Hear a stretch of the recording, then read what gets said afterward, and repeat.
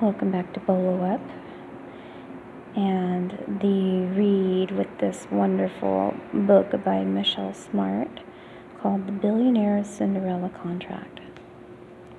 So last week I left off on page 58, so I'll go ahead and just read over it again and continue.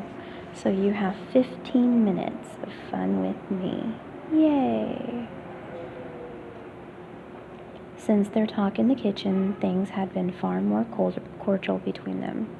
In truth, she felt like a naughty schoolgirl who'd been chastised by the headmistress. She had been deliberately antagonistic towards him. A very large part of her still wanted to be, and it disturbed her to remember the last time she behaved this way to a member of the opposite sex. Hold on just a minute. For some reason, I have lots of activity today. She had her first crush when she'd been 9. His name had been James. She daydreamed about him constantly.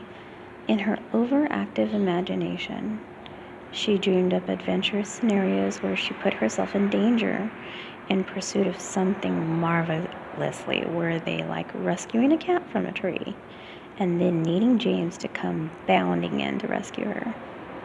Sometimes it would be the other way around, and she would rescue him. The endings of those daydreams was always the same. James would declare his love for her and kiss her cheek. Alas, her daydreaming powers had been extended to influencing James to reciprocate her feelings. Looking back, she thought she'd been consistently horrible to him in the playground. Might have something to do with his failure to fall in love with her. She remembered a day at school when it snowed. She'd made the biggest, toughest snowball she could fit in her hands and lobbed it full power into his face. Only from 2 feet away, fully expecting him to throw snowballs back and for their first snowball fight in the inn in declarations of love. She'd been baffled when he called her a witch and gone off crying. The way she was acting towards Damien strongly reminded her of her long ago playground behavior towards James, but she had no idea why she reacted like this around him. She certainly wasn't trying to entice Damien into falling in love with her. The only thing she knew with a certainty was that when she told him she would be a fool not to be afraid, she hadn't actually meant that she was afraid of him, as he assumed. It was the non-physical power he had over her that frightened her. When she was with him, all her nerves were set on edge, every emotion heightened.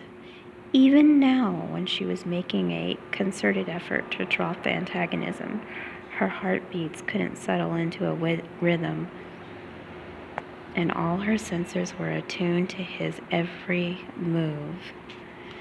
She hadn't been this scared since she appeared in court for sentencing, and that had been a very different kind of fear.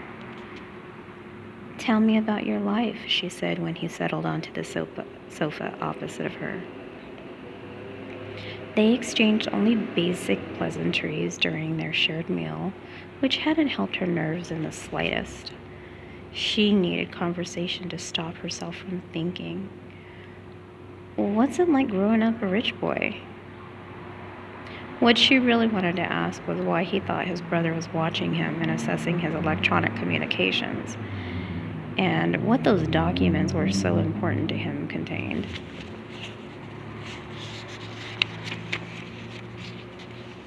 She spent hours again searching on the internet and had her suspicions, but Damien liked to remind her he was paying her to do a job and not ask questions.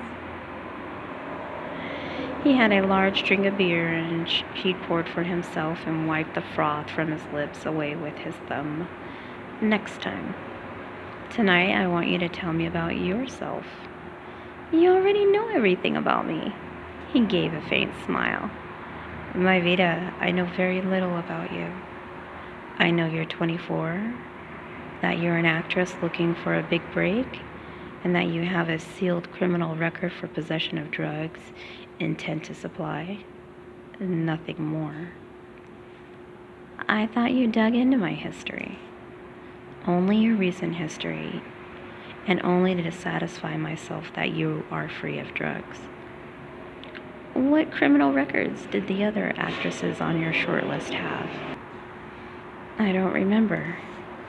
Mia might have known Damien a short time, but the only thing she was certain, he was a man who noticed everything, and more importantly, remembered everything. Damien noted the narrow, suspicious stare his answer provoked. As soon as I saw your photo, I knew you were the one I needed. He explained evenly. His attention had been captured so completely by Mia's picture that he couldn't remember what the actresses looked like. As I explained last night, you had the look I was after. Once I was satisfied you were clean, there was no rumors of you taking drugs anymore. I had to only satisfy myself that you were an actress of talent. But if we were to convince everyone that we were in love, I need to know personal things about you. That works both ways. Agreed. But today I want to talk about you. Sorry, I keep hearing doors open and I don't want to be in someone's way when they come down the stairs. So, aren't you afraid the press will dig into my background and learn about my criminal record? Your name would be associated with the drug dealer.